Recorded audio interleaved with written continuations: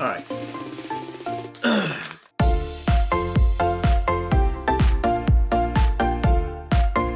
Welcome back. Calvary Recap number 14. We were looking through the book of Philippians, which when you really get into it, what I really like is there's a story going on in the book that sometimes when you read it, you don't really see. And so there's a story going on. Chapter 2, verse 3 says, "Do nothing out of selfish ambition or vain conceit." Now, when I was reading that, what stuck out to me is that Paul in the Greek uses that same word, selfish ambition, in chapter 1, verse 17. "The former preach Christ out of selfish ambition, not sincerely supposing that they can stir up trouble for me while I'm in chains." So Paul reflecting, saying, listen, whatever happens, there are people, you have to realize there are people stirring things up that their ambition is for themselves. And so he warns them, he goes, hey, listen, whatever happens to me, don't you have selfish ambition or vain conceit. And that word is kind of an interesting word. It means empty glory. And so what is Paul getting at? Well, life is filled not only with challenges, to say the least, but people make judgments about others all the time. And what Paul sees here is that people are making a judgment about his chains. And he knows to this church who's been with him, who supported him, even though he's in prison, they've been by his side, they've sent people to help him because of what they realized he's risked in sharing the gospel with them.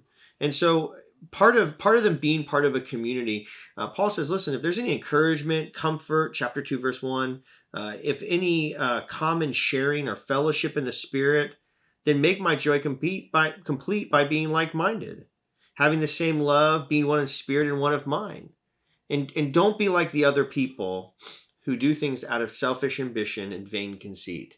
I think it's a really practical way in which we can interact with other people.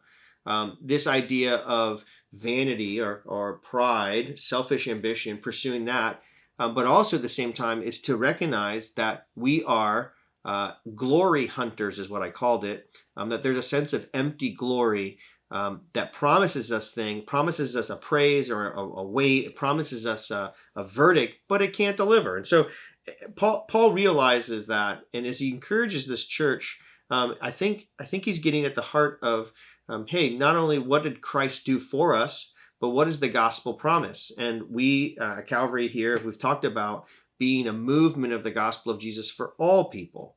We believe what Jesus has done and the verdict he's given us gives us glory that we're hunting for.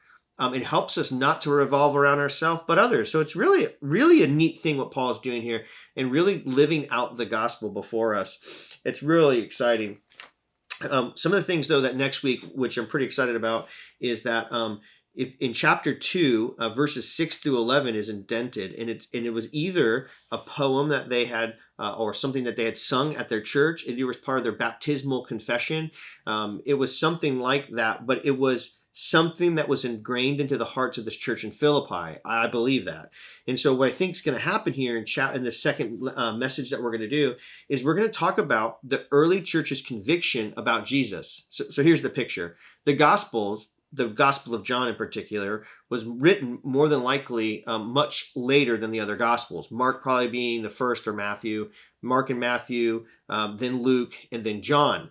Well, the book of Philippians and this poem or thing that they had talking about the deity of Christ, who he was, what he was about, came out before John's Gospel came out. The book of Philippians was written before John's Gospel. And so what's neat to see is that the message of Jesus and his verdict has already spread to everybody. So we're going to talk about that this week, which I'm really excited about. Also, I read C.S. Lewis's chapter on pride and mere Christianity. Thought it was just a really great reminder and different perspective. He had pointed out some different points. I thought it was super helpful and worth a read. You don't have to read the whole book. They were at first messages given to the people of England during World War II, but then later it was written in a book. I encourage you. It was just a great chapter on pride and just kind of identifying that in our life. So that's kind of what we were talking about. Really enjoyed it and looking forward to this coming week, breaking down this really, I think, really neat verses. Probably the highlight are one of the highlights in the New Testament, talking about who Christ is and what He's done for us. So encourage you, if you haven't been to church in a while, come to Calvary this weekend. We'd love to have you here. We'd love for you to learn about what the Bible is all about. As we teach verse by verse, we're really excited about doing that and allowing God's story to be made known, and we could see it, and then we can be encouraged by that. So I pray that you would do that. Other than that, you guys have a great week, and we will see you next time.